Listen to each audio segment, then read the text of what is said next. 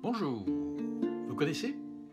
Ce n'est ni par la force, ni par la puissance, mais par mon esprit, dit le Seigneur. C'est un chant qui s'inspire largement d'un texte du prophète Zacharie dans l'Ancien, on les appelle les petits prophètes.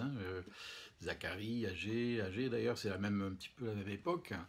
Le peuple d'Israël revient d'exil et puis c'est pas facile, le temple est détruit et il y a la promesse de la perspective de rebâtir le temple, mais alors la tâche est immense et Zacharie va être l'instrument de Dieu pour dire au peuple cette parole extraordinaire. C'est dans Zacharie chapitre 4 verset 6. Ce n'est ni par la puissance, ni par la force, mais c'est par mon esprit, dit le Seigneur. C'est beau, hein? C'est vrai.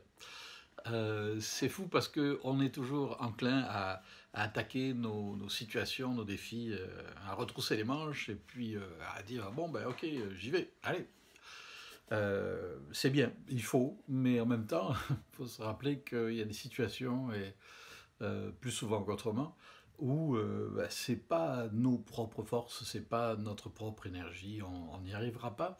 On a vraiment besoin de toute la grâce de Dieu, de toute sa force.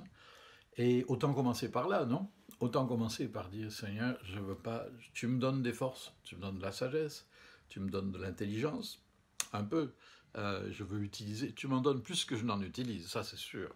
Mais aide-moi à l'utiliser pour ta gloire, mais surtout aide-moi à me laisser remplir de ta force, que ce soit toi qui agisses avec moi, à travers moi, que ce soit au travail, que ce soit à la maison. Si je n'ai pas la force en moi, je l'aurai toujours en toi. Si je n'ai pas la force en moi, je l'aurai toujours en toi. La Bible dit que Dieu donne ce qu'il ordonne. C'est beau, hein? C'est dans un des psaumes. Dieu ordonne que tu sois puissant. Ah oui, mais comment? Mais c'est Dieu qui donne à son peuple la force et la puissance. Quiconque a reçu Christ comme son sauveur, ça c'est un préliminaire indispensable. Hein? Accueillir Christ dans notre vie, et alors sa force qui est en lui est en nous. Et son esprit fait toute la différence. Alors j'aime beaucoup ce chant. C'est aussi dans le même texte biblique qu'il est dit qu'il ne faut pas mépriser le jour des petits commencements. D'ailleurs, toute construction commence par des petits commencements, hein, et tout grand projet commence, et tout grand voyage commence par un premier pas. Alors c'est comme ça. Mais avec l'assurance pour nous, chrétiens, que Dieu sera nous à chaque étape, à chaque pas, à chaque nouvelle phase de notre vie, chaque nouvelle étape de notre vie. Puisqu'après tout, notre vie, c'est un petit peu une course par étapes, jusqu'au jour où nous entrerons dans sa gloire éternelle. Et là, on pourra vraiment se reposer. Mais on peut déjà se reposer quand même, hein, ici aussi.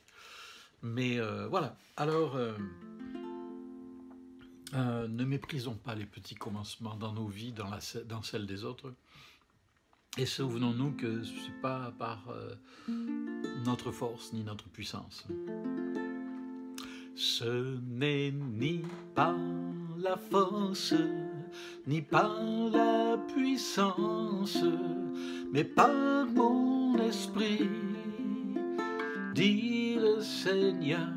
Ce n'est ni par la force, ni par la puissance, mais par mon esprit, dit le Seigneur. Et vous verrez tous vos ennemis sous vos pieds. Si c'est avec mon esprit que vous combattez,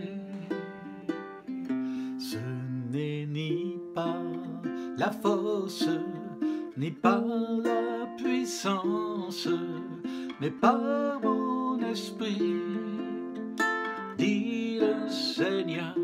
Et vous verrez tous vos ennemis sous vos pieds. Si c'est avec mon esprit que vous combattez, ce n'est ni par la force, ni par la puissance, mais par mon esprit, dit le Seigneur, mais par mon esprit, dit le Seigneur.